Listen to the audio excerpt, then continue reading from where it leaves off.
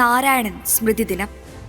നയതന്ത്രജ്ഞനായും രാഷ്ട്രീയ നേതാവായും തിളങ്ങിയ വ്യക്തിത്വം, എളിമയുടെയും ആത്മവിശ്വാസത്തിന്റെയും പ്രതീകമായ നേതാവ്, പിന്നാക്ക സമുദായത്തിൽ നിന്ന് ഇന്ത്യയുടെ പ്രഥമ പൗരനായ ആദ്യ വ്യക്തി, കോച്ചേരിൽ രാമൻ നാരായണൻ.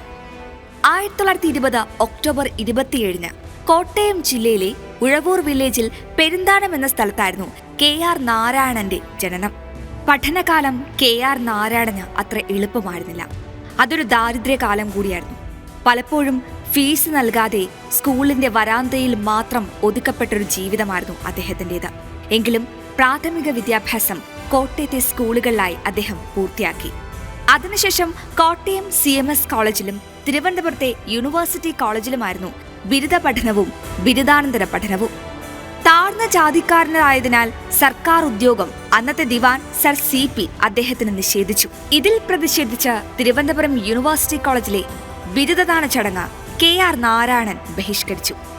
ഇതറിഞ്ഞ തിരുവിതാംകൂർ രാജാവായിരുന്ന ശ്രീ ചിത്രതിരുനാൾ മഹാരാജാവ് ഇംഗ്ലണ്ടിലെ ലണ്ടൻ സ്കൂൾ ഓഫ് ഇക്കണോമിക്സിൽ ചേർന്ന് പഠിക്കാൻ ധനസഹായം നൽകി.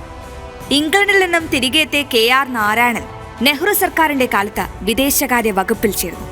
ജപ്പാൻ, ഇംഗ്ലണ്ട്, തായ്ലൻഡ്, തുർക്കി എന്നീ രാജ്യങ്ങളിൽ ഇന്ത്യയുടെ നയതന്ത്ര പ്രതിനിധിയായി ജോലി നോക്കി. തുടർന്ന് രാഷ്ട്രീയത്തിലേക്ക് കടന്ന നാരായണൻ ഒറ്റപ്പാലം ലോക്സഭാ മണ്ഡലത്തിൽ നിന്നും 3 തവണ വിജയിച്ച ജനപ്രതിനിധിയായി.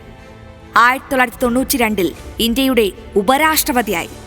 1997 ഇന്ത്യയുടെ 10ാമത്തെ രാഷ്ട്രപതിയായി. നിശ്ചയദാർഢ്യവും ശക്തമായ നിലപാടും ഉയർത്തിപ്പിടിച്ച രാഷ്ട്രപതി.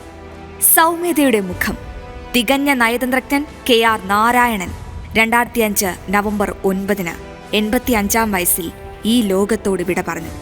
അദ്ദേഹത്തിന്റെ ഓർമ്മകൾക്ക് മുൻപിൽ ജനം TV യുടെ പ്രണാമം.